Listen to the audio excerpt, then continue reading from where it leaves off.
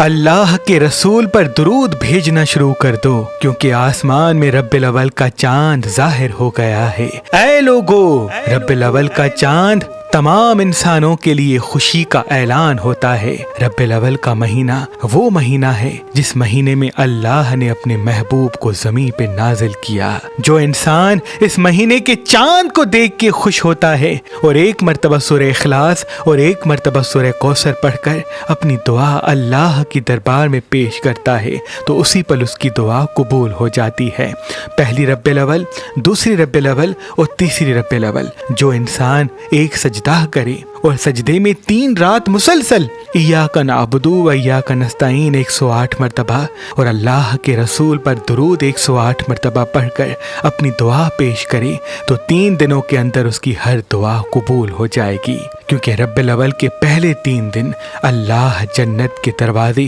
زمین کی طرف کھول دیتا ہے۔ اے لوگو، رب الاول کی پہلی، دوسری اور تیسری رات حضرت میکائیل کا دیا ضرور جلانا، گھر میں مچھلی ضرور پکانا، اور اگر مچھلی کھانا ممکن نہیں تو کوئی میٹھی چیز پکانا اور اپنے مرحومین کے ایصال ثواب کے لیے دعا مانگنا۔ جو انسان رب الاول کے پہلے 3 دنوں میں اپنے مرحومین کے ایصال ثواب کے لیے دعا مانگتا ہے تو برزخ میں موجود تمام انسانوں کے گناہ معاف ہو جاتے ہیں، اور یوں برزخ سے بھی زندہ انسانوں کے لیے دعا کی جاتی ہے اور انسان خیر و برکت پاتا ہے۔ اس رب الاول کا صدقہ سفید چیز کا ہے، یعنی آٹا حسب توفیق لے کے کسی مستحق کو دے دیں، اور اس رب الاول کا خاص اسم اعظم اللہم صلی علی محمد و آل محمد درود پاک کو 27 مرتبہ پڑھنا ہے۔ جو انسان رب الاول کے مہینے میں حضور پاک پہ درود کثرت سے پڑھے گا یا روز 27 مرتبہ پڑھے گا تو تمام مشکلات سے دور ہوگا،